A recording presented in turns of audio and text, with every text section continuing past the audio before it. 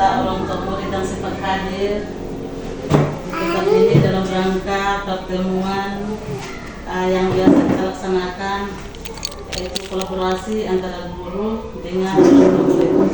Yang mana tema yang saya ambil itu adalah kepala sekolah memandu refleksi mendalam membicarakan umpan balik dari warga sekolah secara terbuka. Ya, sehingga saya adakan pertemuan yang secara terbuka seperti ini. Jadi sebentar orang tua murid bisa juga memberikan saya saran apa yang harus orang tua murid sepakati kita bersama. Jadi di dalam pertemuan kita pada pagi hari ini tentang kita ambil saja kurikulum yang mana sebenarnya ada juga ini di dalam kurikulum itu menyangkut visi misi kita. Visi misi kita kan setiap 2 tahun harus kita revisi kembali. Sedangkan visi misi ini sudah 2 tahun mau ke 3 tahun, jadi sudah otomatis kita harus bahas lagi bersama. Yang mana visi misi itu bukan saja kepala sekolah. Dulu itu visi misi ini kepala sekolah yang dia bersama guru. Tapi sekarang bersama orang tua murid, komite. Jadi mana yang kita sepakati visi yang kita harus bahas di sekolah, angkat di sekolah ini. Ya tapi kita melangkah lagi tentang dari visi misi tadi kembali kepada kurikulum. Yang kemarin itu kurikulum merdeka. Sekarang ini bukan lagi kurikulum merdeka, kurikulum nasional. Mengapa kurikulum nasional? Karena kurikulum merdeka itu dilaksanakan se-Indonesia dulu. Sehingga kalau sudah dilaksanakan dalam satu wilayah yang dalam hal ini Indonesia semua sudah melakukan kurikulum merdeka.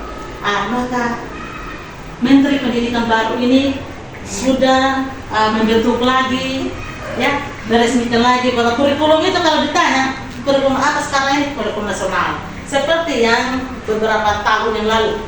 Jadi tidak ada lagi kurikulum merdeka. Kurikulum merdeka itu sebenarnya hanya pecahan saja dari kurikulum nasional itu. Ya.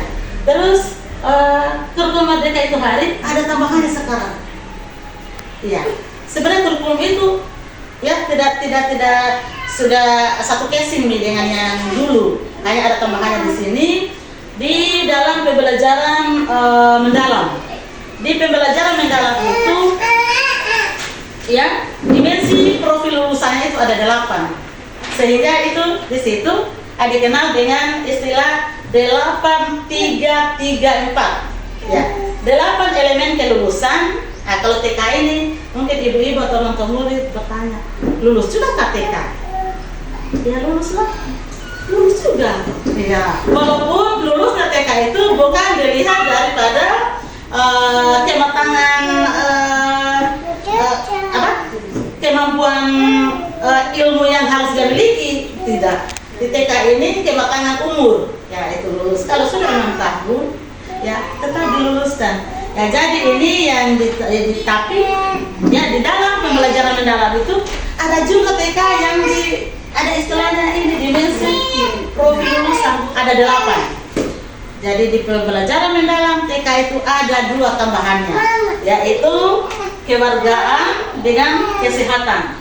Ya. Jadi pertama yaitu di sini sudah di Ibu Guru ini saya sudah tuliskan. Pertama adalah keimanan. Ya. Di TK kan iman dan takwa ada. Ya. Kemudian yang kedua, di sini muncul di bagian kedua itu pada kewarganegaraan, warga negara.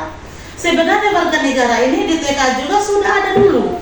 Ya di baik kurikulum K13, kurikulum merdeka ada warga negara juga. Ya, alam sekitar dulu ada juga. Sehingga anak-anak juga sudah mempelajari tentang lambang negara, ya, dasar negara. Sebenarnya ada, tapi di sini di pembelajaran dalam ini ada juga. Nah, di situ. Tapi dia sudah masuk di bagian kedua. Ini, kewarganegaraan. Kemudian saya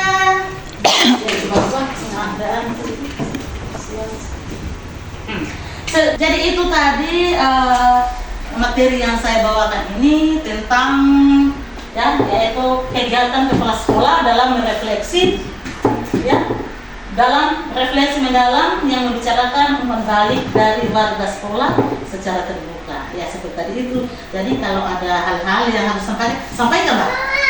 Ya, kalau ada juga kami sampaikan juga sama orang kami. Semoga jangan ada usaha kita menyembunyikan hal yang tidak baik di warga kita ini. Ya. Itu saja mungkin yang dari saya. Siapa tahu ada orang tua murid yang sedikit tanyakan juga ada apa-apa. Ya, ini semua yang harus kita ajarkan di TK.